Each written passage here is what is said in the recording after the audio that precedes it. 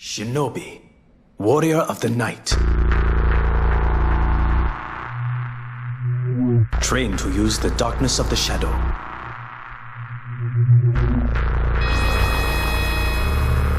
I know your arts as well. But I have been trained to use the light. You're doing a lot of yammering, but unbeknownst to you, you're speaking your final words. Shadow plants in Plants vs. Zombies 2 are strangely unique. Instead of sticking to one gimmick like stealthing themselves or committing bioterrorism, they are instead all over the place with their abilities, and are represented with their own shadow family, being the Concealment, and are the smallest family in the entire game with only 11 members, one of which being the Moonflower, who on top of buffing every other shadow plant, is the only sun producer in the game not considered as a member of Enlightenment. Lastly, the majority of all shadow plants don't show up on the roster until the final world, being likely ignored by most as they probably already have a more defined strategy at that point. However, what if shadow plants were the first plants you were to use, and instead were restricted to using only members of the shadow family for the entire game? Thus, we can ask ourselves the question, can you beat Plants vs. Zombies 2 with only shadow plants?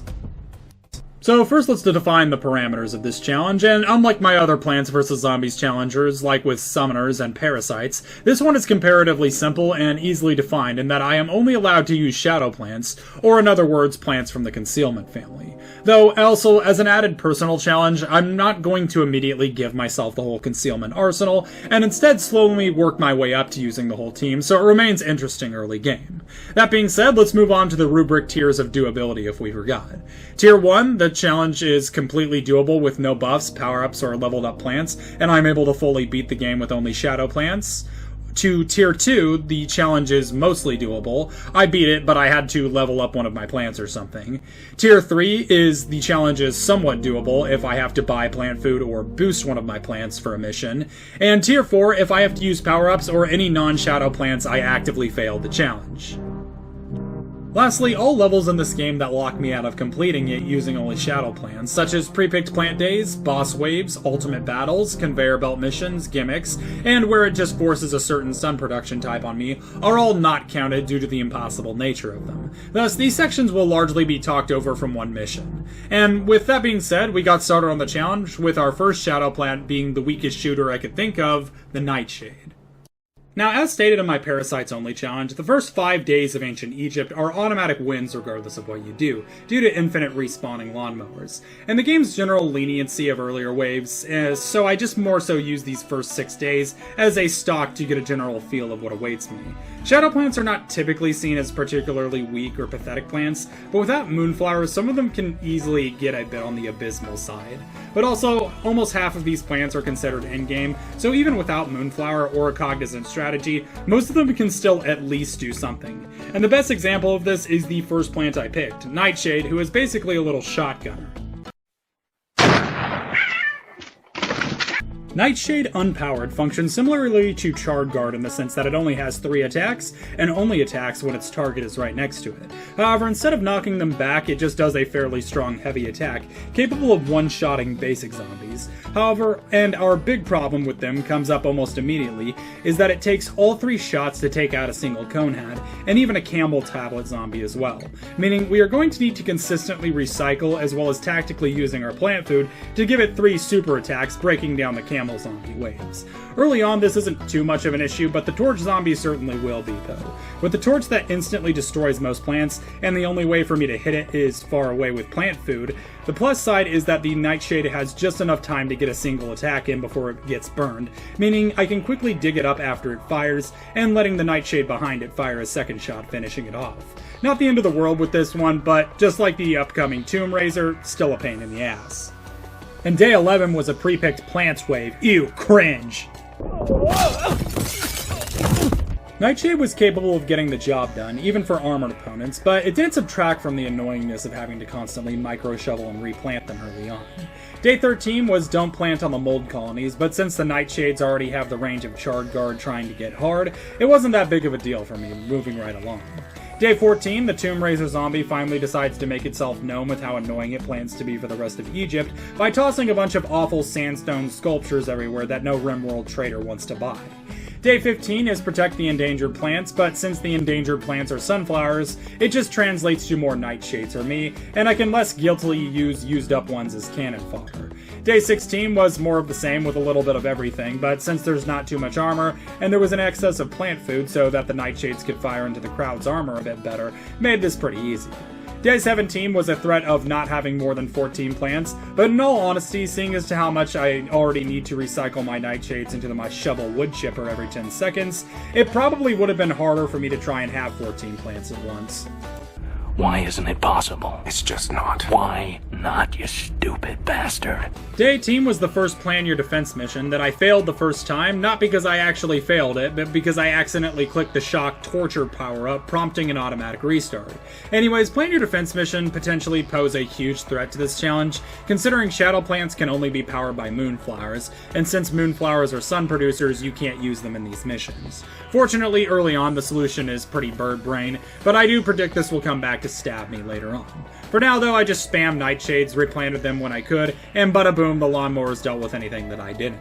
Day 19, no more than 16 plants and mold colonies, but they didn't even bother bringing a Tomb Raiser zombie or a Buckethead with them, so once again without issue. Day 20 is more free sunflower slave labor, though once again, fortunately didn't bring a Tomb Raiser, so my only concern was making sure the torch zombies didn't get there in time. As it's worth bringing up that the plus side of Nightshade is that it won't attack tombstones intentionally unless it's plant fooded and can actually shoot over them to a certain extent. However, the real issue comes with the area blocking, as the Tomb Raisers are causing us to lose a ton of ground, which is vital for the Nightshades to deal with more armored opponents. Especially the Pharaoh, who forgot his Exo 2 Enclave power armor at home, so he had to compromise with becoming a vomit coffin.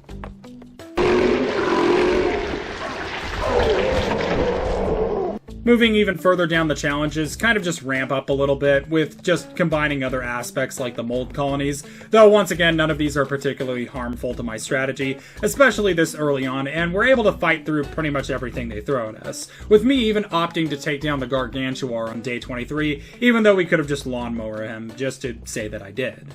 With day 24 being another plan your defense with enough money to cover the whole map in nightshades, and since this wave also didn't contain any long camels, this one was even less dangerous with me able to beat the wave on my first try with the most crayon munching strategy imaginable, though this is also the only one considering I'm only using Nightshade right now. But with all I had to do left was aggressively flirt with Dr. Zomboss until he shits himself, we were done with ancient Egypt. Starting out Pirate Sea's obligatory easy first day doesn't really bring anything noteworthy to it, with even the rope-swinging pirate zombies weak enough to fall to a single Nightshade. Though already on the second day we get the flying seagull zombie that is fairly more tanky than the standard regular zombie. Fortunately, it only takes 2 shots to deal with it, and Nightshade has just barely enough time to hit it twice before it gets even. And at that, the first several days of Pirate Seas played pretty much how you would expect them to, with my Nightshades fighting against little armor. We were ironically actually doing better in the opening days than we were in ancient Egypt, due to no camel zombies that are basically bullet sinks for my Nightshades. Yeah, the pirate wooden bucket heads are annoying, but they don't show up in nearly that high of a number early game. There's definitely some heavy armor we will be facing soon though, but as for the first several days, we are pretty much able to shatter any attacks without issue. We were actually doing perfect so far without losing any mowers, though that quickly changed when the first barrel zombies started showing up, which ironically the shadow plants have an easy counter to on their side, but since I'm not using Dusklobber yet, they are essentially walking tanks for Nightshade. Fortunately, a single plant food is enough to bust up a single barrel, but once again we have to be careful, as the explosion also shoots imps into adjacent lanes. And with the barrel zombies added to the arsenal, armor on the zombie side was slowly ramping up more and more, but we are still largely able to just tough it out, seeing as how even without Moonflower, and being one of the weakest shadow plants, Nightshade is generally competent with his little shotgun attack. Though its main weakness of not being able to shoot long range without Moonflower will really be felt when the imp cannons start making themselves known. Once again, they can be dealt with using plant food, but it also makes them another resource sink because if we don't break them, they explode all over my poop deck. And then we get to day 13, the first sun production mission in the game. You and me, Ethan. Being the first sun production mission, day 13 also gives me the perfect excuse to add the most important member to the team, being Moonflower, who with some level of power gridding, I am able to produce enough sun to get us past the first day of many sun production levels. Day 14, plan your defense. Well, Moonflower was short-lived. Anyways, it's another instance of me just spamming nightshades all along the map and hoping for the best. But I didn't even need to worry about it, as we just let the mowers deal with the barrel zombies in the end. Day 15, don't trample the flowers, and it gives you a free 3-peater, but largely just because my nightshades are actually capable of hitting something far away now, was more than enough already. Day 16 was protect the endangered plants, but since Being Spreen is comically overpowered on private seas, plant fooding a few times basically does the entire day for you. And things were generally just going much better, as I no longer have to constantly dig up all my nightshades, now thanks to Moonflower. As for Moonflower itself, as stated earlier, not only does it produce sun, but it also powers up all shadow plants around itself. Alone, it has a pretty weak sun production, and it's really random in the way that it produces sun, but just like all shadow plants, the Moonflower can also be powered up, and when it does, it produces sun still randomly, but in significantly larger quantities, and hitting these bursts is enough to send us over the edge, as well as be more than enough to fund my Nightshade forces, who also can now reload their attacks as well as hit further enemies. Here, love. Here's some shells. Here's a gun. Try reloading. No. Why not? I just don't want to do it. Come on, Reaper. No. Day 21, finish inside 5 zombies in 5 seconds, and sun requirements, so we just make 2 power grids of Moonflowers, and we have all the sun we need before the final wave, pretty easy. And then we get to the potential run killer, Day 22, with a swarm of imp cannons. Now, most people already know where this is going, but without any form of range, this is completely impossible to do with unpowered nightshades, so I'm not even going to bother making a bunch of attempts for it, and instead temporarily introduce our third member of the team, Dustglobber, with an AoE long-range burst catapult Geneva Convention violation attack, and enough sun to fill the entire boat. The day was done, moving right along. Day 23, I'm not going to add Dustglobber fully yet because it's so good, so we were back to just using Nightshade, and once again, it's not really any big deal because powered shadow plants ain't bad in the slightest. Day 24, protect the endangered plants, but once again, it's a spring bean during pirate seas, so the whole day is a I'm not endangered, here you are kind of day. Call an ambulance! Call an ambulance! But not for me! But with the only thing left to do was leak Dr. Zomboss's group chat on day 25, we were done with Pirate Seas, and I decided to call it here for this episode. With this whole challenge looking very optimistic so far, almost to the point where it doesn't yet seem like that much of a challenge. Either way, I was looking forward to the next episode. Though, I'm also on the lookout now for ways to make this challenge more difficult, as right now it still seems a bit too easy. Let me know your thoughts on potential additional shadow plant combinations, or other ways I can make this challenge harder. This is the sauce that reduces everyone to tears? We have no tears! Give me f***ing heart stop! Hello everybody, and welcome back to Plants vs. Zombies with only shadow plants. Previously, we were able to pretty easily make it through both the first and second world with mostly only Nightshade, though also adding Moonflower on towards the end, and having to use Dustglobber for one of the missions. However, towards the end, the Moonflower was making my fights pretty effortless, so I decided as an added challenge I would also not be using Moonflower from this point forward, excepting sun production days, unless I absolutely need it, basically the same as my Solar Sage ban for my Summoners Only playthrough. And moving on, we got going on Wild West. The first handful of days was more so just me getting a feel of what challenges I would approach next. Knowing these early days would be no challenge, I use it as a chance to use Moonflower, while it still doesn't really matter, so I get to see how useful a powered Mercademia nut would be, and it's basically like an Endurian when powered. May prove useful sometime later, just not right now. And we're back to using pretty much only Nightshade, even though constantly shoveling and replanting them for as long as I have been has put me kind of on the verge of abstraction. With chances at variety though, I took it when I thought it applied, with me giving Shadow Pea Shooter a chance to shine on day 6, which, right now, it more so just serves as a more expensive permanent shooter for me, but like Mercademia Nut, it may prove more useful in the future.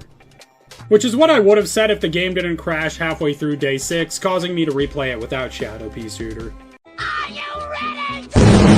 Moving on, Wild West wasn't proving all that hard, even with using only Nightshade, though we were slightly sweating at some points though with Nightshade's general heavy attack. It was exactly what we needed though, as it's against both the Buckethead and Poncho zombies with its armor-piercing attack.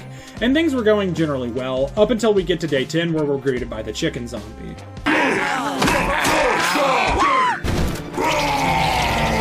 Nightshade obviously can't handle the clusters of chickens on its own, likely even with plant food as it has only 3 shots, and this wouldn't even change with the addition of Moonflower. However, shadow plants do still have some ways of getting around this, and the first is with Nocturnes, which, on top of generating a temporary shadow field of tiles, also cake the area in poison gas, allowing it to take out entire chicken zombies solo.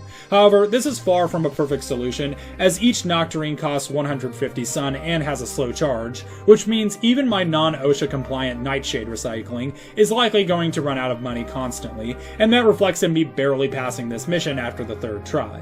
Day 11 looks intimidating on the surface, being a spend no more than 500 sun, however, there's not many zombies on this day anyways, and I can refresh the Nightshades by using plant food on them, making day 11 a cakewalk.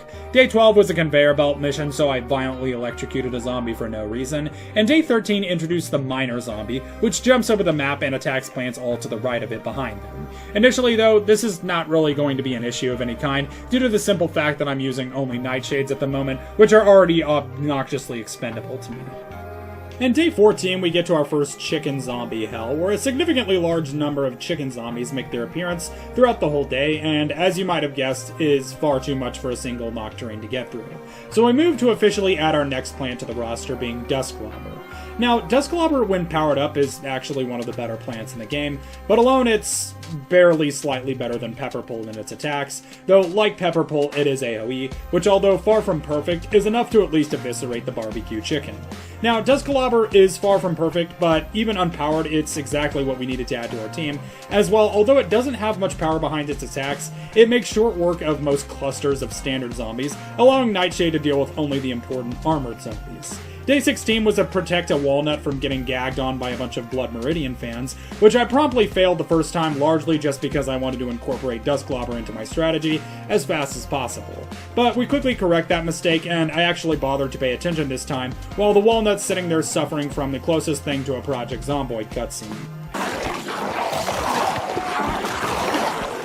Day 17 wasn't what you would call particularly difficult, nor was it particularly easy, as I failed it the first time, though the second time around I just got more aggressive with using Nightshades to take out the armoreds, and the new bull imps, and it was done. Day 18, plan your defense. Now this is a particularly nasty day, as it's also a spam of both miners and chicken zombies, and no, the Dusklobbers can't just spam fast enough to take them all in time. Now, I know what solution you're thinking, because that's exactly what I did. I got one row of Gloomvine-powered Dusklobbers, and the wave was over in a comically short amount of time. I don't care, moving on.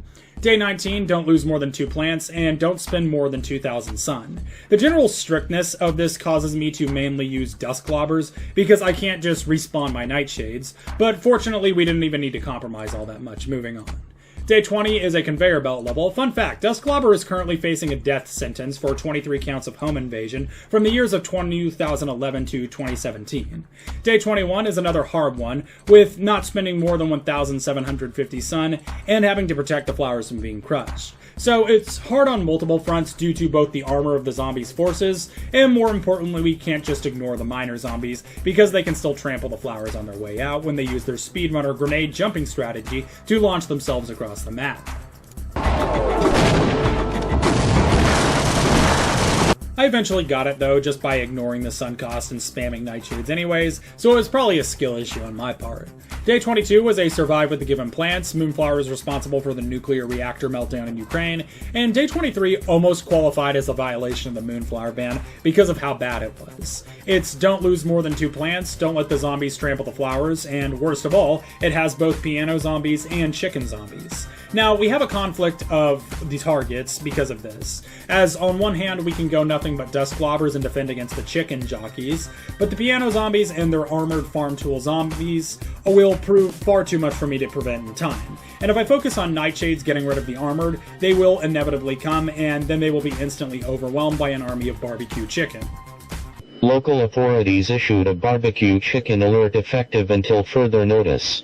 I knew this wasn't going to be the end of the challenge due to I could still pull out Moonflower if I absolutely needed it, but I did struggle quite a bit, and a fair amount of the strategies I came up with involved Mercadania Nut, just due to the fact that it's the closest thing I have to a walnut in the Shadow Clan arsenal. Shadow Pea Shooter also made a comeback here, but he's a glorified scaredy shroom when a zombie gets near, so he was largely useless here. Eventually, though, I rolled another Gloom Vine and was able to actually properly use it in a way that would deal with my opponents here, which was largely just spamming more Dust Globbers on top of them, and after that we were finally done with day 23. Then we make it to day 24, another hard one, unfortunately. Prevent zombies from finishing inside 3 walnuts. The walnut defense is not the hard part here, as you might have guessed. It is instead the hordes of strong zombies mixed with a horde of chickens, so I once again have to split my offense to both AoE and armor piercing. Dustglobber's plant food ability is a real godsend here, but it's usually not enough on its own. It basically launches several seed pods into the sky and lands nearby some zombies or projectiles, and then immediately burst explodes doing massive AoE. If enough bursts in the area, it also does some pretty good armor damage, but given the launch is pretty random most of the time, we can't rely on it 100%. I was considering tagging in Moonflower again, or maybe another plant like Concealment, but I was also in the stalwart belief that this was doable with my current roster of plants, so I refrained from changing it, and after a handful of more tries of me just being really stubborn, Dustglobber finally locked in with its plant food abilities, and just like that we had eviscerated day 24. And with day 25 me pulling a Blood Meridian ending on Zomboss, we were done with Wild West. Well, time to go to this outhouse now. I hope nothing bad happens to me. And starting out, we make it into Frostbite Caves. Now, Frostbite Caves, much like Pirate Seas and Wild West, can be either stupidly easy, or they can be total run killers. Frostbite Caves being the worst of the three because it has both chicken zombie equivalents and mob altering effects, with zombies that can traverse both those effects, but the absolutely most dangerous part is the frost effect, which is already irritating enough if you don't have any way to heat plants, but can become completely insufferable and even a potential run killer if you don't have a fast enough way to break the ice either, which, as you might have guessed, shadow plants don't. Or at least I don't have access to one right now. In these opening days, they won't be in any trouble, of course, especially considering I can just do the Nightshade replant strategy, and I'll also be able to permanently add a new plant to the team due to it being a new world, but we should also pay mind to that we are far from out of the woods. Day 6 introduces the first most plants picked mission, which allows us to bring usually only 2 to 3 of our own plants into the mission. Not too much of an issue right now, especially considering I'm only using 2 to 3 plants, but that few seed slot freedom will likely be a pain later on. Day 7 has some frozen split peas that are already on the map that I went ahead and broke with a Dustglobber, but other than that, the day had nothing noteworthy to mention. Day 8 was a conveyor belt that causes people to have deep philosophical discussions about cannibalism when exposed to it. Day 9 introduced dodo bird riders who can ride over ice gaps, but since it's still their introduction day, they largely didn't pose a threat yet. Day 10 was a conveyor belt mission that was completely unrecognizable, just like the bodies in the water, and Day 11 was the second most plants picked mission, and was actually rather difficult, though ironically its difficulty had nothing to do with the seed slot locking, rather just quite a handful of competent armored combatants. Thus, we make use in adding the new 4th member of our team, who is obsessed with poisoning things, the Shadow Shroom. Shadow Shroom is once again another powerful plant, and this one is powerful even without being powered, as it afflicts any zombie that eats it with a powerful poison that ignores armor, and can pretty much destroy any standard or armored zombie rather quickly. Additionally, its plant food ability goops all the zombies on the map, which basically muster gases entire waves on its own. The Shroom on its own is useful as a cheaper alternative to the Nightshade when it comes to bucket heads and cone heads, but its plant food ability is borderline overpowered, so sometime down the line I actually ended up banning using plant food on it too, though once again I'll be making exceptions if I absolutely need it. Anyways, moving on to day 13, and it's another tough one, but not too tough, to babysit 2 pepper poults, which provide the benefit of having at least something capable of preventing the frost, though is overshadowed by the entire armada of armored zombies, specifically ice heads, showing up throughout this wave. Thus, this was the perfect time to add Shadow Shroom, and I don't think I would have made it without it, as it took several tries to not let the pepper poults get mutilated. Day 16 was the ultimate battle conveyor belt wave. Everybody just pretend I gave some heartbreakingly sad news here and then timestamp it in the comments. Day 17 introduced the Yeti Imp Pushers, or Troglobites, which do pose a threat to me if they have a big enough row of imps, but largely I can just pop a Shadow Shroom on them and then deal with them before they become an issue early on. Day 18, conveyor belt, I don't know, Mercadamia Nut eats at Long John Silver's or something. Day 19 was a most plants picked wave, but I got really annoyed because I didn't hit the Dodo Rider fast enough, so I restarted the whole wave even though it was probably completely unnecessary, and got through it fairly easily.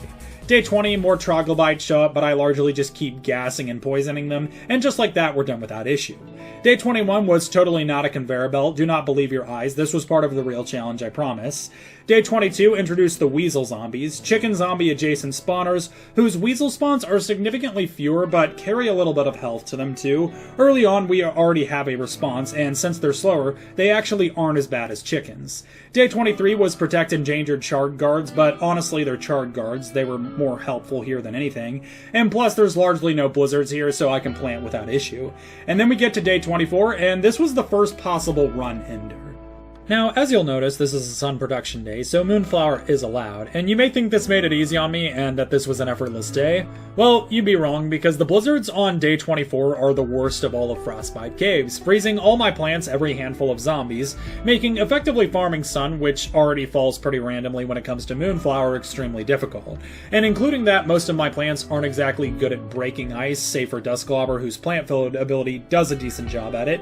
Combine this with weasel zombies, troglobites, hunters, ice heads, and we have a pretty conserving time, with me repeatedly either dropping the ball really early on or getting completely overwhelmed in the late game. So I started considering other moves that I could make.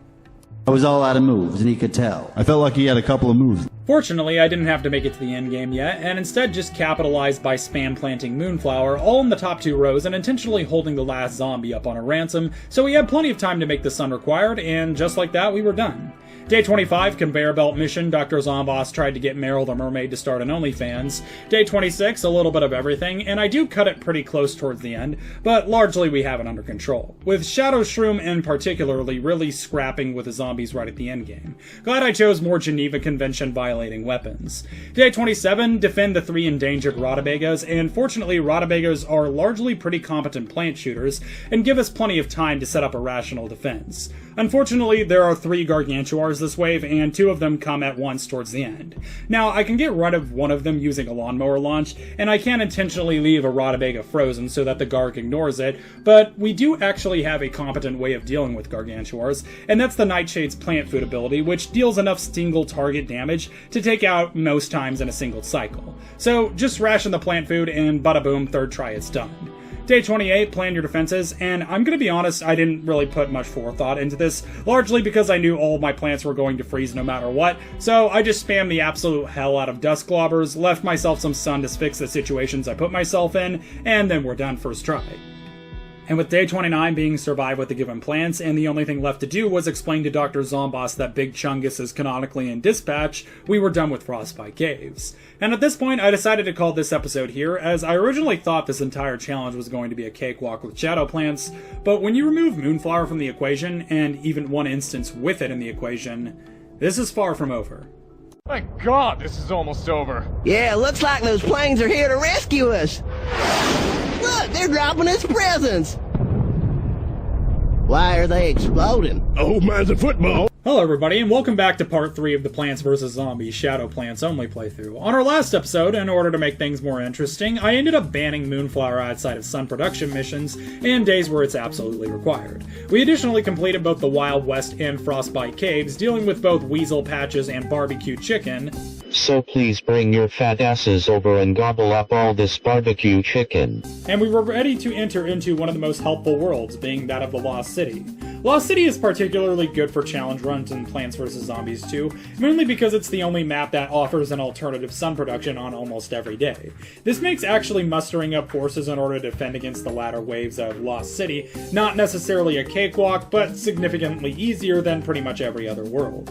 And that's largely what we did, with these first several days offering no real challenge, though that certainly wouldn't be the case forever, as Lost City also has some pretty standard tanky zombies. Now, we also, of course, have both the Shovel and Umbrella zombies, but unsurprisingly, the Shovels aren't that much worse than a Conehead, and are actually less of a threat than Bucketheads. Reason being, for whatever reason, Nightshades can actually hit them through their shovel. And since Nightshades get recycled every 30 seconds, it doesn't really matter if they shovel them out of the way, which is a bit of a contrast considering Dustglobber's attacks are blocked by the Umbrella zombie, and Nightshade's attacks still aren't. It's honestly surprising to me that Nightshade might end up as more of a carry to this series than the Dustglobber in the end. Things go on pretty standardly with my strategy just being to pop nightshades on the tiles if they're further to the left, and dust globbers if they're further to the right, with me able to just mass enough dust globbers with the sun I'm getting to destroy most of the general horde before the day's even over. We also got a shadow pea shooter for Rimworld, and it was a welcome change of pace, but largely continuing on, we didn't really have any significant problems through the majority of the opening days. Day 12, we get to our first interesting day of a sun production wave, which would permit the use of a moonflower, but as I've figured out in my parasites, and also I think summoners only playthrough, it's 100% possible to get through this day without, and so I did, stalling the Gargs for the last part, and we were done using only the sun tiles, moving right along. Day 13 is a conveyor belt mission. Nocturne knows what you did that one night and they're not happy about it. Day 14, survive with the given plants. Nocturne may or may not be hunting you for what you did that night. Day 15, protect some dust globbers, but Gloomvine will be joining us for it, and combining Gloomvine and dust globber with a competent sun production day translates to total evisceration. Got it done, easy moving right along. Day 16 was the ultimate battle wave. Nocturne is rapidly approaching your location right now. Day 17 introduced the Tent Imp, who will set up zombie spawners on sun tiles. We were able to easily eviscerate them with our own dust globbers shotgun camping them, already on the sun tiles though with nightshades too. Now, these guys will be dangerous later on, especially considering they can make bucket heads, which is armor I can't competently pierce without Shadow Shroom currently, though that's something we largely won't have to worry about until the final days probably. Day 20 is the notorious Z Day. What did you two do?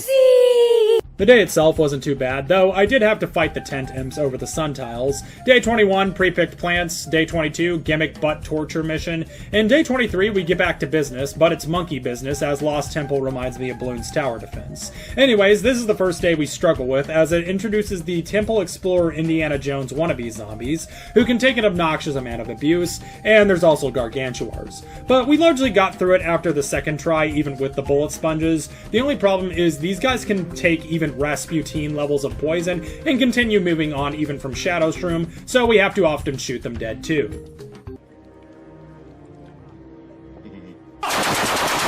Day 24, don't let the zombies trample the flowers, but the flowers are far enough back in. Once again, I have ample backing from the sun tiles, so largely we're once again able to just first try it. Day 25, another most plants picked mission. Fortunately, only Nightshade and Shadow Shroom are all I need, and spamming them gets me across the finish line relatively easy. Day 26, we have only one sun tile heal, but it largely didn't matter in the end, and we bust right through it. Day 27, I did first try it, but I definitely cut it close with all these damn relic hunter zombies, having to use every single one of my lawnmowers and barely having anything left to deal with the final zombies. Day 28, I ran over this sunflower in my brand new car. Look at that new car. Day 29 is the second world that I had a little bit of trouble on, and lost the first, second, and third time as it introduces the Crystal Laser Death Skull zombies on top of gargantuars in this wave. This isn't impossible for me to deal with, especially considering I can trick them into getting poisoned, but still, there isn't exactly all that much wiggle room for me, and that's once again reflected in the lawnmowers left over at the end of the successful round. Along with that, I absolutely need at least one plant food to deal with any gargantuar. Day 30 looks intimidating at first because it's don't plan on 3 rows of mold colonies and it's got relic hunters jumping in all the time, but the solution was unsurprisingly just me spamming the crap out of poison gas, and just like that I'm going to prison for war crimes. Day 31 is a pre-picked plants day, and with the only thing left to do being to try and force Dr. Zomboss to make out with his flying boat, we were done with the lost city of Atlantic City. Now on to Far Future. So starting off in Far Future, I wasn't entirely certain how this was going to go, considering it has some of the tankiest zombies of all worlds in it. However, it also has the power tiles, which allow me to multicast plant food, which translated means I'm just going to put dust globbers on all of them, and then the entire map will look like a giant bomb testing site, which was largely fitting as seeing as how Day 4 was Survival Sun Bomb Sol, which additionally is a competent sun production for us, or rather, at least any sun production for us. So, for no particular reason, I also decided that I was going to use Far Future to level up all the seeds I needed for both Shadow Pea Shooter and Gloomvine, and as we've learned throughout the series, both of which are rather competent shadow plants. Gloomvine especially helping out as it allows us to power up plants independent of Moonflower, allowing multiple dust globbers to basically turn an attack wave into a constant explosion.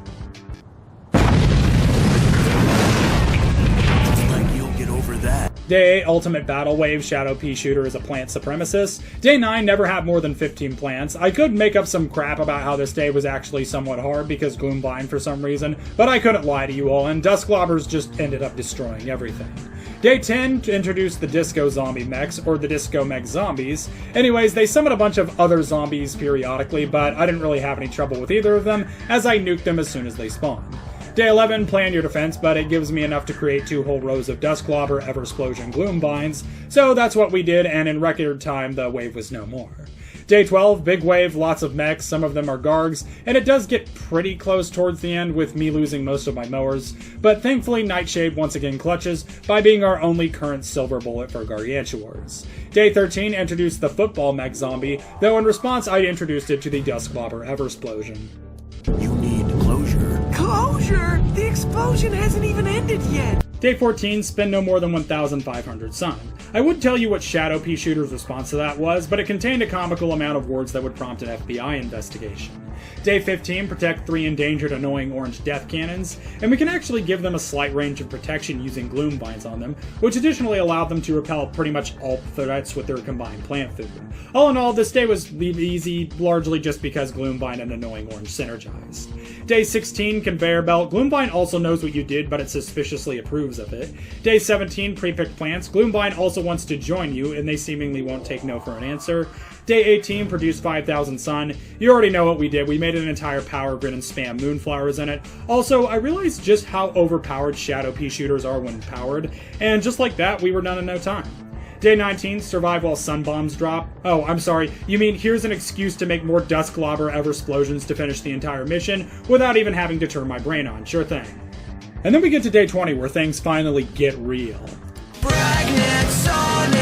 So, it wasn't that bad, largely just because this mission notoriously has imps that just make a break for the lawnmowers, and you can only half expect Starfruit to deal with them. Not too big of a deal, considering the second time I failed was just due to me not being quick on the draw, but we get it the third time by utilizing both Gloomvines and Dusklobbers, and bada boom, it's done. Day 21, produce 5,000 sun and don't have more than 16 plants. I failed instantly the first time because I forwore I needed Moonflower. The second time around I just half honeycombed it, and then Gloomvine plant food did the Moonflowers so it would additionally spit out sun when it destroyed everything around it. Technically not the first try, but the solution wasn't that difficult to come to. Day 22, plan your defense. It did admittedly get pretty close towards the end without the help of Gloomvine, but not close enough, as we were able to barely weasel out at the end. Day 23, no more than 15 plants, and don't spend more than 2,250 sun. The armor is a significant issue when we don't have our forces powered, but Dusklobber's Eversplosions Eversplooge inside the Evermech's Evermechahedrons. Those aren't even words. Day 24 was another sun bombs, and, well, I don't know what else to say, it was easy. I haven't really been using the sun bombs to destroy zombies, but I did for a few here, but it wasn't even remotely close, and after bombing them, I might get shipped back to Rimworld for war crimes. And with day 25 being to debate Zomboss about insect supremacy and how it's just factually correct, we were done with Far Future. And starting out in the Dark Ages, unfortunately, unlike with Parasites and Summoners, the entire world is completely undoable without Moonflower, as there's no proper Shadow Plant Shooter who can take out the tombstones. Even if I gave Nightshade a plant food, I wouldn't be able to get one before until after it was too late. Fortunately, the Moonflower, in its obnoxious randomness, is actually plenty of challenge for this world.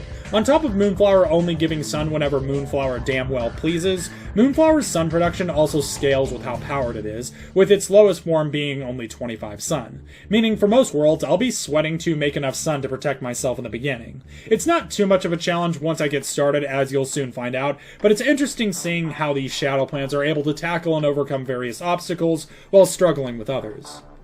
Day 4 was a conveyor belt, poo-poo, doo-doo, butthead, fart, triple dog, dare something about lions. Day 5 had a comical amount of buttheads, which helped me... Day 5 had a comical amount of bucket heads, which helped me realize that this was the absolute perfect time to get Shadow Pea Shooter and Gloomvine, or at least just Gloomvine, so that we can have some actually proper AoE to deal with this onslaught.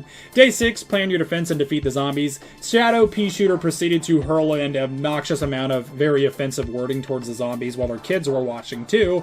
Day 7 read pretty much the same as the opening days. We struggle with opening sun production, but once we get going, the day is already won, bada boom, moving on.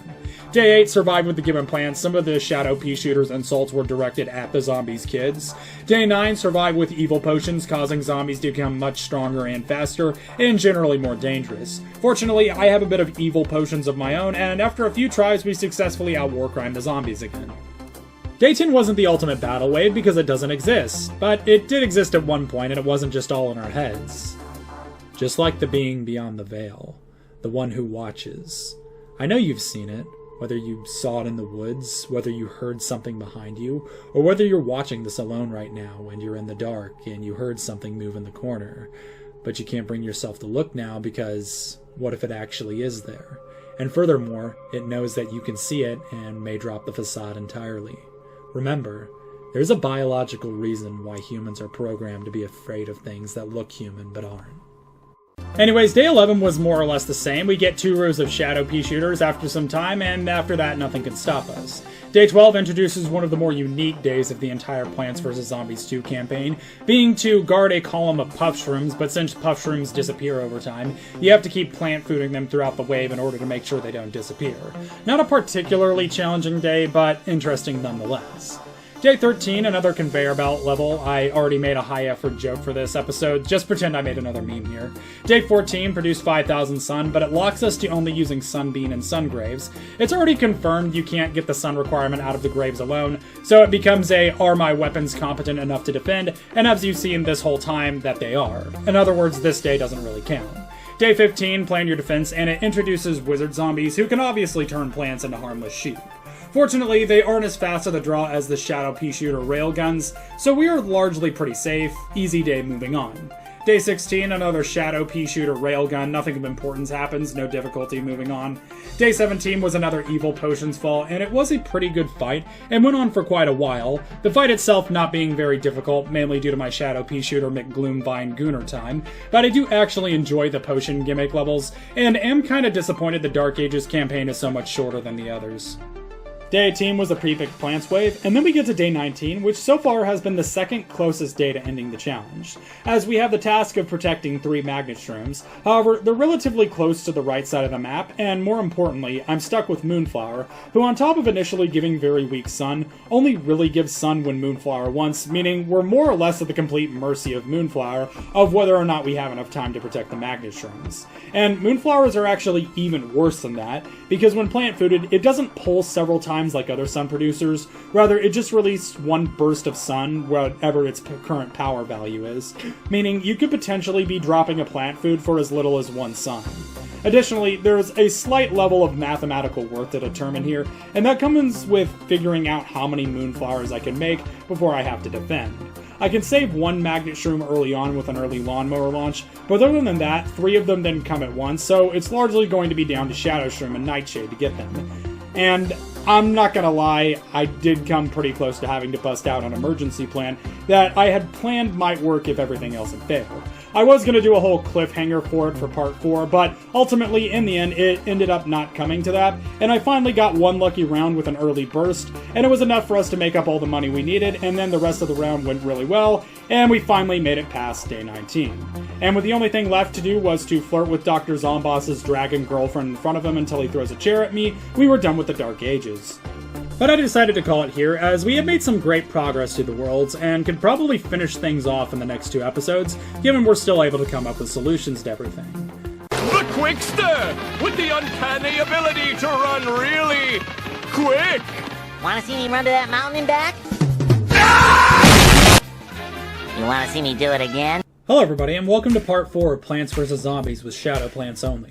Last episode we banned using Moonflower outside of allotted sun production days, and days where it's absolutely needed, and we got through the world's Lost City, Far Future, and Dark Ages, putting us over the halfway point. It's only downhill from here now, but unfortunately we have most of the harder worlds still ahead of us. And getting started, we load into Neon Mixtape Tour, which of course isn't anything special just starting out, but will quickly escalate into something more difficult. But there's no general map alterations that are made here, excepting how the music affects the zombies, so my general strategy is just going to be going straight for 2 gloom vines in the center of the map, and upgrading them with either dusk globbers or shadow pea shooters as I see fit. Dusk globbers being weaker but covering 3 whole lanes, and shadow pea shooter only covering 1 lane, but able to significantly decimate that lane, most of the time completely solo. This wasn't exactly a cakewalk though, with me losing my first day on day 4, but we quickly corrected that error and was still able to move on. Day 5 is our first guard mission, though Gloomvine makes this entire fight pretty much completely trivial, as it connects perfectly with Fat Beat, basically just more than doubling its damage on top of its slow. Day 6 is a conveyor belt mission that poops really loudly. Day 7, on top of the punk rockers who kick plants out of their way, we are introduced to the roller skater zombies, who on top of instantly destroying plants they hit, but also acting like a living shield to zombies behind them. Definitely one of the more annoying variants, but simultaneously not the worst. By far, though, even early on, we did end up restarting it, which concerned me slightly given what we could expect for later days, but second time around we got through it just fine. Day 8, we go to war with whole hordes of punk rockers and a handful of roller skaters. Hardly that much of a bad world though, as our Gloomvines, Dusk Globbers, and honestly pretty much most stuff that's Shadow Plant being AoE, we are able to first try it without it being slightly close. Day 9 was produce X amount of sun, but it was also survive with the given plants, so I told the X amount of sun to shove their sun up their lawnmower until they shadow plant all over the zombies' punk rock. Please, go slow. I have IBS. Day 10 was a conveyor belt, click here to add title. Day 11 was a pre-picked plants. Day 12 introduced the Rapper zombies and the Gargantua of this world. Both are pretty dangerous, and we still have plenty of bucket heads to deal with, so we make use of permanently adding Grimrose to the team, who when placed down on Gloomvine can actually insta-vaporize 3 zombies. Day 13 was a plan your defense wave with an entire army of bucket heads and Rapper zombies, but Shadow Pea Shooter destroyed them all before they could even realize what's happening. Day 14 was survive with the given plants, and then we get to the first hard day of Neon Mixtape, a real troublemaker. So in this mission I am tasked with defending a column of fat beats, and initially this may seem like a buff, especially considering what I did for the other mission, which was puppy guard them with Gloomvine, seeing as how they synergize well with them. However, we have the Rapper zombies here and their little insta-death flail attack. Additionally, I'm not in good sun production ever, because we are still not bringing Moonflower, meaning pretty much no matter what happens, I'll be scrambling to protect all the fat beats, barely able to pay for any of it. Now, Shadow Pea Shooter could easily deal with a lane when powered with Gloomvine, but that total runs me by 250 sun, and once again we are completely bogged down with sun, having to spend all of it protecting the beatboxing radishes. Thus, even though I wasn't ready to give up and use Moonflower just yet, I did start looking at other possible plants to help me through at least the early game of this day, like if there was a Shadow Plant that costed nothing and could stop the zombies if only for a few moments. Golly gee, if only there was another way we could mix that cake. What did we do? Now, this was actually funny because I did go to the trouble of unlocking the concealment for this mission, but after I did, I decided that I wanted to make sure that I was absolutely certain that I couldn't do it without it, and 3 tries later, I don't know what came over me, but I finally locked in and actually beat the mission without having to use it at all. We had it on the benches now if I did end up needing it, but for now we were actually in really good shape again.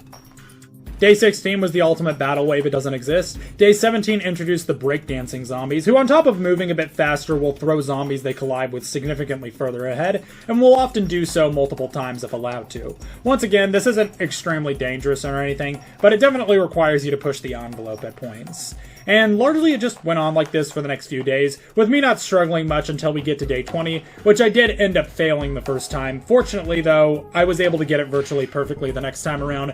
Therefore, it was largely just a strategy issue on my part, probably, for not properly dealing with the rising threat of Rapper zombies dropping it down hard.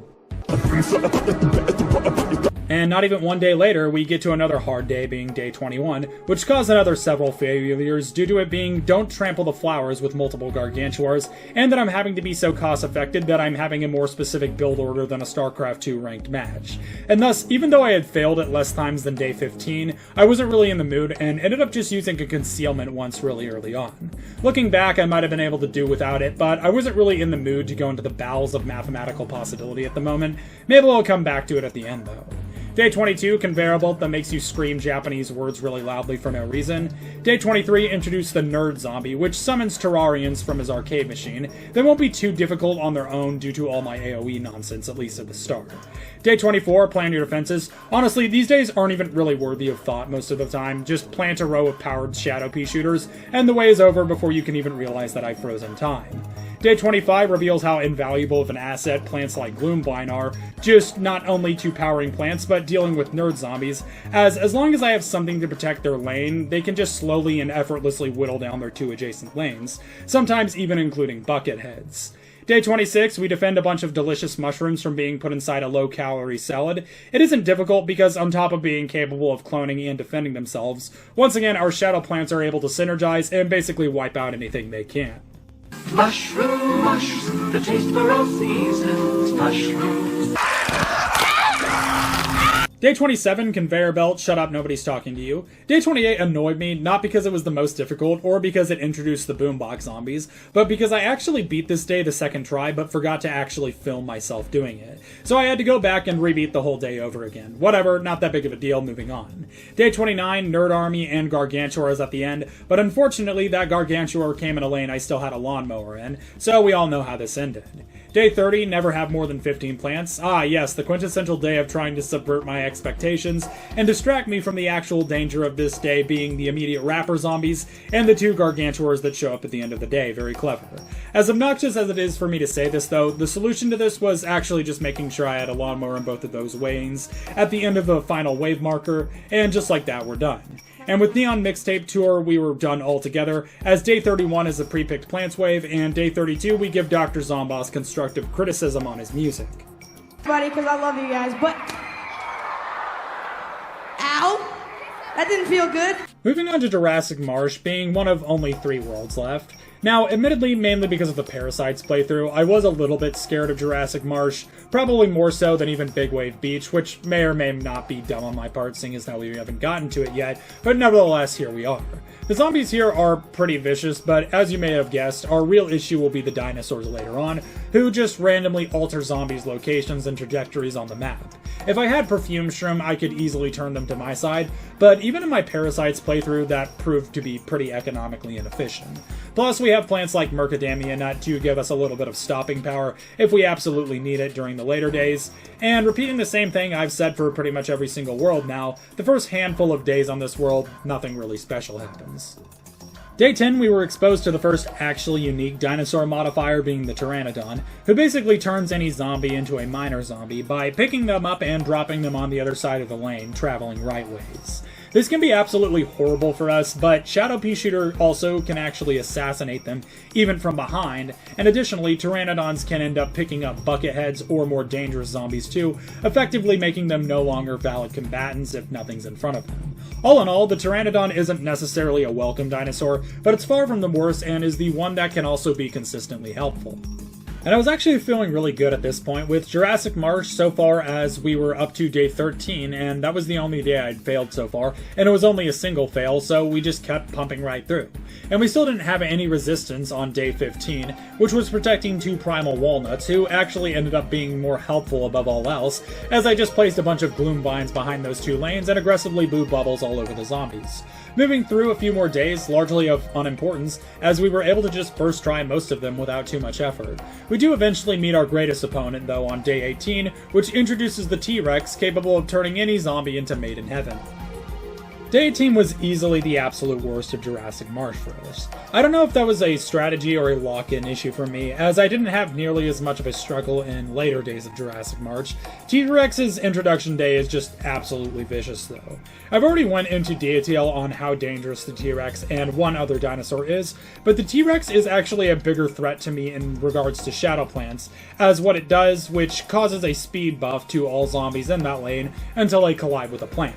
Now, I have numerous plants that can easily deal with single zombies, but when it comes to stopping power for multiples, I either have to get lucky and hope they're clumped together, that I can dig up a plant before the zombies eat it, or I could use Macadamia Nut, who actually did end up being rather helpful for these specific days, provided much needing stopping power while Gloomvine dealt with them.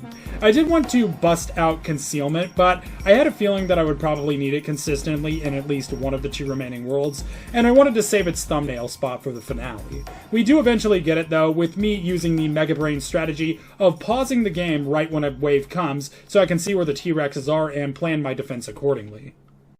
脅威ではあるが余地ができている。俺には乗り換えられないことではない。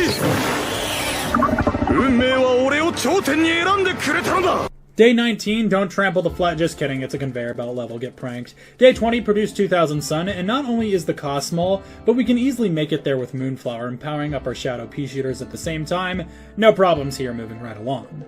Day 21 introduces the Jurassic Bully, who is immune to being knocked back, and is also physically healthy enough to withstand a whole Shadow Shroom poison. The knockback really isn't a factor for us though, so it just gets treated as a really high health zombie, while this Raptor forces this one to Bully to become Sisyphus. Day 22, plan your defense and defeat the oh hey, look at that, we're already done. Day 23, we do fail this the first time, largely just due to economic constraints, but second time around we just change our strategy a little bit, and we're able to use our resources more sparingly, along with the lawnmowers at the end, and then we're done. Day 24, the zombies begin their mass production of the Jurassic Bully, making sure to put one on every single lane at the final wave, but we just get to Gloomvine Dusklobber to bomb them all back to the Stone Age, even though they're kind of already there, and we move right along. Day 25 introduces the other big dangerous dinosaur, being the Ankylosaurus, who instead of giving speed boost, just punches a zombie all the way down the lane, though knocking a plant back if it collides with one. This was the most dangerous dinosaur in my Parasites playthrough, but we managed to get past it after only the second attempt, and we move right along. Day 26, don't plant on the mold colonies. It is intimidating because Ankylos are trying to knock the zombies back, but there's not really that much of a horde to stop me, so we're actually able to first try it. And day 27 is survive with the given plants. What happened? I blinked and missed it. Day 28, I restarted this first time around because one of the zombies took my first Gloom Tower and I rage restarted. Also, it did have both T-Rexes and Ankylos, the former actually being the bigger threat to me. Second time around though, I just locked in and it wasn't that difficult. Day 29, survive with the given plants, the pain is unbearable. And day 30 has a T-Rex and a Gargantuar, but we just Gloomvine the adjacent lanes and protected them with a Shadow Pea Shooter, and we actually ended up getting this one the first try, even finishing inside the Gargantuar at the end. Day 31 being survive with the given plants, and the only thing left being to insult Dr. Zomboss's dinosaur pet right in front of him. We officially made it through the Jurassic Marsh, leaving us with only 2 worlds left, and the Shadow Plants challenge almost finished. But at that, I decided to end this episode here with the 2 remaining Shadow Plants I haven't used, maybe being used in the finale. But if you enjoyed this video and you want to see more like it, please leave me a comment down below letting me know your thoughts as well as what you would like to see next, both Plants vs. Zombies and otherwise. And if you're new here, please consider subscribing as I upload new long-form content every week, as well as new shorts most every day encapsulating variety content, including challenges, guides, memes, audience participation, playthroughs, and even theories. Also, join the Discord with the link in the description as well as the pinned comment to become part of the show. But with that being said, thank you all again so much for watching, and big thank you to my channel and Patreon members, and I will see you all next time. What's really too bad is it'd be a nice spot for a new settlement. In fact, I know some folks that'd love to set up there if it was safe. If you could make sure the old workshop there is still in one piece, anyone who decides... Hello everybody, and welcome to part 5 of beating Plants vs. Zombies 2 with only Shadow Plants. Previously on Dragon Ball Z, we busted inside of both the Neon Mixtape tour and also the dinosaur people politely yet firmly to leave, leaving us with only 2 worlds left and our battle was officially won. Starting off with the last heavy contender for being a run-ender, we have Big Wave Beach. Now, Big Wave Beach in its entirety has a handful of zombies capable of ruining everything. The problem is, especially in latter days, these zombies become very persistent, and additionally, this is the most restrictive map-wise world in the entire game, requiring any plant right of the water line to be planted on a lily pad, or be aquatic in itself, or eventually risk being drowned. This can pose a huge issue as, although rare, there are a few worlds that in this map that are completely underwater. These opening days, as predicted, wouldn't pose any real threat to me, as there was plenty plenty of land for me to plant on, which allows me to not worry about the fact that shadow plants don't really have any aquatic variants until later on. We actually don't have any problems at all up until we get to day 7, to first plan your defense of Big Wave Beach, where I officially introduce the final member of the team, Dragon Brood. We are the slut dragons. We live in these slut caves where we and eat. Dragon Brood is basically a stronger Dusklobber that automatically targets 3 lanes even without being powered, and when it is powered, its strong attack becomes an attack that also douses the zombie in frog chemicals. It does have some downsides with it shoots much slower, and unlike Dusklobber, it can't target submerged enemies or umbrella zombies, but all in all, it's still a very powerful addition to our arsenal. Glad to have the entire crew here now. Anyways, day 13 is a sun production day, so we break the seal on Moonflower, and doing so, we are able to breeze right through the day after we get our power grid set up. Day 14, survived with the given plants, don't ask Dragon Brute what they were doing in those caves.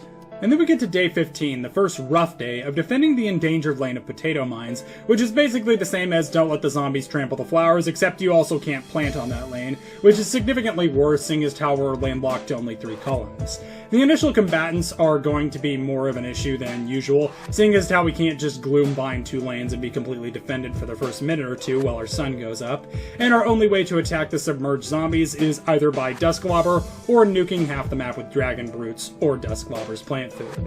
Mercadamia Nut could stall them, but it's largely off the table, since once again no lily pad, so it'll instantly die come the water, and I would say at around the 10th try mark, I finally waved the first white flag of 3, allowing me to use concealment.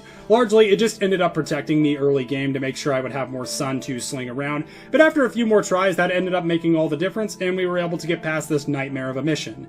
Day 16, Ultimate Battle Wave, concealment takes direct orders from Wagstaff, don't starve. Day 17, I learned, or rather remembered, that when Dragon Brutes die, they split into 3 separate baby Dragon Brutes that continue fighting in its stead. I'm not sure how useful this will be in the end, but it's a welcome addition for now. Day 18 got me conveying on my belt till I skip. Day 19, most plants pick, so we went Dragon Brute and Gloomvine, and even with all the submerged zombies, having more than enough firepower from the Dragon Brutes to shell the zombies hard enough to make Napoleon Bonaparte blush. Day 20, the entire map is submerged, and this map seemed a lot more intimidating than it actually was. With enough Dragon Brutes, I once again was able to shred pretty much all the armor in the area, and tactically placing Mercadamia Nuts on lily pads so that they could hit the scubas. Even the Estrogen Gargantuar at the end got shelled to death. Day 21 is a conveyor belt anomaly that causes anyone to forget the existence of it after they stop talking about it. Day 22 presented us with the fishing zombies, who are particularly nasty, being able to pull plants along the line slowly, and having rather high health as well. This makes them extremely dangerous rangers against us, capable of costing me tons of sun, not only to replace what they break, but to destroy them before they pull my plants to their deaths. Day 23, protect 3 banana cannons, with the main concerns to their lives being the fisher zombies, but this can be easily countered by simply targeting the fishers with the banana cannons. There's also some Gargs, but we have Dragon Brute's plant food for that, and also there's banana cannons. Day 24 was a... Wait a minute, did we skip day 21? Day 25, lose no more than 10 plants, spend no more than 3,000 sun. Octodad shows up trying to ruin everything. I respond by nuking the entire map several times, with Dragon Brute, then get arrested for war crimes, and the day is done. Day 26, I can't help but feel like we might have done something on day 21, but I just don't remember. Then we get to day 27 being the second totally underwater mission, and this one was pretty rough, having us lose twice in a row just due to the snorkel zombies and the octo zombies area denials by forcing psycho squids on everyone. The Dragon Brute splitting did become somewhat useful here, kind of, but largely the solution in the end just turned out to be me blowing all my plant food on the previous waves and letting the lawnmowers do most of the work for the finale. Day 28 was don't lose more than 5 plants, with the most likely casualties being the lily pads I got for free, but Dragon Brute's been a clutch for pretty much this entire world, and thankfully, thanks to them, that ended up not even being a problem in the end. Day 29 told me to plan my defense, so I planned to bomb them back to ashes with Dusklobbers and Dragon Brutes, because once again, for some reason, Dusklobbers can hit literally everything. And then we get to the second hard day of Big Wave Beach, being protecting a wave of guacodiles in the back lane. Now, the big problem for this day is not the horde, nor is it really the water or the lack of room, but the fisher zombies throwing their little fishing lines, instantly destroying the day. What the heck? I was originally convinced we could do this without Moonflower and possibly without concealment, but after 6 or so tries, my stubbornness was waning, and I sought to use concealment in a desperate attempt to block the Fisher zombies. Unfortunately, even that wasn't enough because there were also these stupid, insufferable surfers who come in an entire wave and can instantly destroy everything in front of them even if they die before they get there. A majority of my losses were literally just surfer zombies making it far enough to activate their stand and instantly fail me because they auto-murder anything they get close enough to, and I was just coping to try and destroy them in time with Dragon Brutes. Eventually, I gave in and decided to just use Moonflower to power grid the entirety of day 30, and even then it wasn't exactly a breeze. So, yep, that means it's official. This challenge is officially legit now. Day 31 survived with the given plants, and with day 32 being Dr. Zomboss, who's now a shark furry, and now we're done with the Big Wave Beach. And moving on to the finale of the 10 worlds, modern day, also happening to be the native world of a majority of the shadow plants, so naturally the answer to most of the days here would automatically be yes, that you could beat them all with shadow plants, as that's the general rule of every world, that they can be beaten with the plants you get there. Though we all are also measuring without Moonflower most days, so let's keep going anyways. The main gimmick of modern day being rifts open up periodically that cause zombies from any other world to join in, and they'll also show up in normal waves. And modern day has its own handful of rather nasty zombies too, but early on we won't exactly sweat that all that much. Our first obstacle, or rather day of note, comes on day 6, where I'm tasked with producing 4,000 sun. Funnily enough, this day is actually doable without Moonflower, because the 10 zombie makes a comeback, and I can just stall them forever with Mercadamia Nut while we produce on the sun tiles. And day 7 becomes our first loss, with Octodad as well as the breakdancing zombies and the jesters, all making an appearance, so naturally having 2 different deniers with a handful of other nonsense mixed in, made this whole day severely lacking when it comes to breathing room. Not undoable though, and we get to our second try, just with tactical Gloomvine and Shadow Pea placement. Day 8, stupid bejeweled day. Just replace the gameplay here with the AM hate monologue. At least the next day won't be another— wait, no, day 9 was another Pleepix Plants wave. Hate you since I began to live. Day 10 was an unholy cacophony of mech spam, including the disco mechs that relentlessly hoarded me halfway through the game. Surprisingly enough, though, I somehow managed to survive, even though for some reason Dragon Brutes don't attack airborne enemies. Everything else, though, the Dragon Brutes can slowly poison to death, and even nuke if they get too close. And things went relatively smooth from here for a handful of days, and even though I think modern day is flawed, I generally like it as a finale, even though it's just mainly because there's just so much unit variety, so weird combos are made among the zombies, even with things like dinosaurs making appearances, even though they're not zombies themselves, and largely don't even align with them. Nevertheless, modern day is probably the most interesting of a roguelike variety. Day 15, we get to our second loss with the included display of the balloon zombies, who are particularly insufferable due to their high health and fast speed, and once again Dragon Brute can't hit them, meaning the only thing that's really fast enough to take them down in time is that of the Shadow Pea shooter, or a total puddle of Gloomvine spam. Anyways, we get through it the second time, but these beings are in fact a persistent problem. Day 16, massive attack in modern day, but I'm more concerned with what happened on day 21 in Big Wave Beach. Day 17, just more nonsense, arcade zombies come but they don't even spawn anything. And day 18, I lost the first time because one of these inhumanely powerful newspaper zombies slam rushed all the way to my back lane while my mind was preoccupied. We get it the second time around just by prioritizing Shadow Peas a little bit more, and just like that, it's done. Day 19, I don't know, I wasn't paying attention. Day 20 had sun tiles, which gave me an obnoxious advantage considering I just started stalling the opening zombie while planting on all of them to spam leech me enough sun to pretty effortlessly just finish the wave. And only 3 days later, we encounter our next big obstacle on day 21 with the introduction of the All-Star or the Football zombie.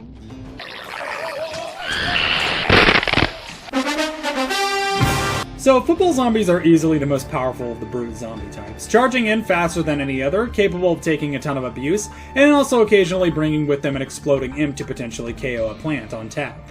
We have 2 main ways of dealing with them in an actually effective manner, either 1, instantly destroying them with a Grim Rose, or by shutting down their charge with a cheap plant like a Shadow Shroom, and letting our shooters pelt them down like the rest. This is obviously a huge problem, as I have to either just let the football zombie get away if there's more than 2, and activate the mower, or have them risk instantly destroying one of my actually valuable plants, in the way since I can't really actually be in 2 spots at once. This is combined with the fact that football zombies are also not coming alone usually, and we still have these balloon zombies and rappers, and just other generally unpleasant nonsense coming our way, which made Day 21 more insufferable than doing PR for YouTube or Roblox. Thus, after about the 6th or 7th try, I finally gave in and added concealment to the arsenal, which barely pushed us over the line. And when I say barely, I mean barely this time, like I am really cutting it close here.